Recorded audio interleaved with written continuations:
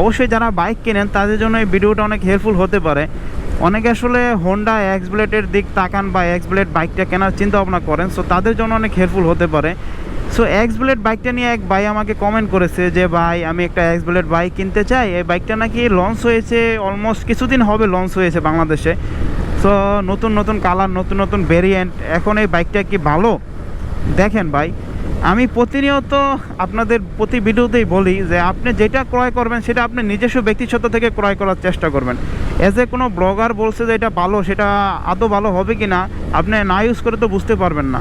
বা আমি তো কোনো দিন এক্স ব্লেড চালাই নাই, যে সত্যি কথা আমি নিজে কখনো এক্স ব্লেড চালাইনি।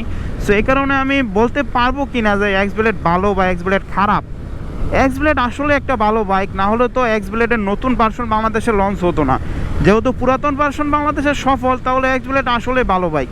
দু একজন এক্স ব্লেড ইউজার থেকে যতটুকু জানতে পেরেছি, আমার ভাই ব্রাদারের ভিতরে বা আত্মীয় স্বজন রিলেটিভের ভিতরে দুই একজন এক্স ব্লেড ইউজ করে, সো তাদের কাছ থেকে শুনেছি এক্স ব্লেডে ভালো মাইলেজ দেয়, এক্স ব্লেডে ভালো পারফরমেন্স দেয় বলেই তারা এক্স ব্লেডটা ইউজ করে।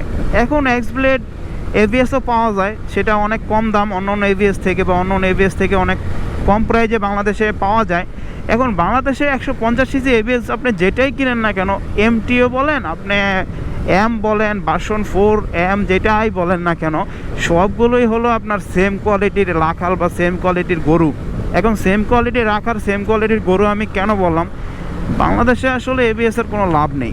এটা নিয়ে কন্ট্রোভার্সি হবে যদি আমার ভিডিওটা বেশি মানুষ দেখে। বাংলাদেশে এবিএসের লাভ নেই কেন? বাংলাদেশে আপনি ভাঙ্গা রাস্তায় গেলে এবিএস কাজ করে না।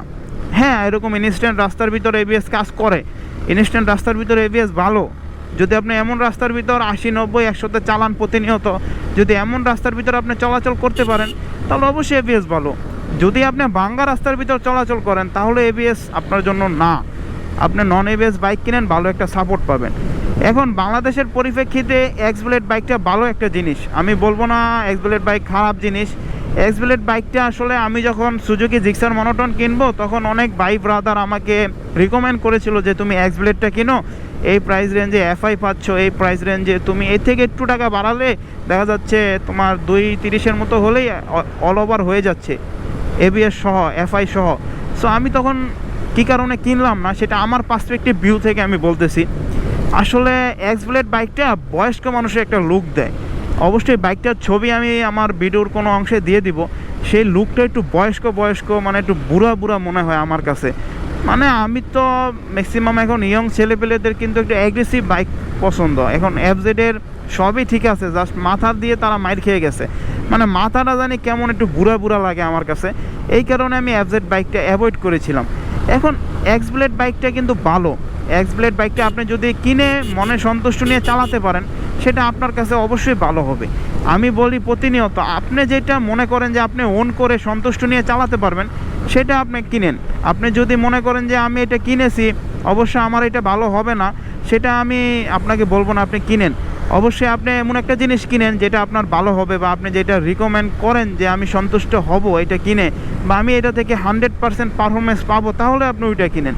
কোনো ব্লগারের ভিডিও দেখলেন যে এক্স ব্লেড ভালো, তো হ্যাঁ নতুন নতুন কালার লঞ্চ করেছে, হ্যাঁ সিলভার কালার লঞ্চ করেছে, হ্যাঁ ব্ল্যাক কালার লঞ্চ করেছে, হ্যাঁ গোল্ডেন কালার লঞ্চ করেছে, আমার এখনই কিনতে হবে, বা এই বাইকটা আমার অনেক ভালো লেগেছে, এই বাইকটা আমি অনেক পছন্দ করি কিন্তু কিছু সীমাবদ্ধর কারণে কিনতে পারলাম না। এমন অনেক ব্লগারের ভিডিও আছে ইউটিউবে, অনেক বড় বড় ব্লগাররা দেখবেন যে হ্যাঁ হ্যাঁ এই বাইকটা তো ভালো, আমার কিছু সীমাবদ্ধতার কারণে আমি বাইকটা কিনতে পারলাম না।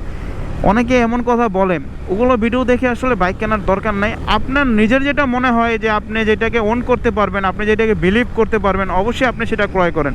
দিন শেষে বাইকটা আপনাকে চালাতে হবে, দিন শেষে যদি লস খান সেটা আপনাকে খেতে হবে।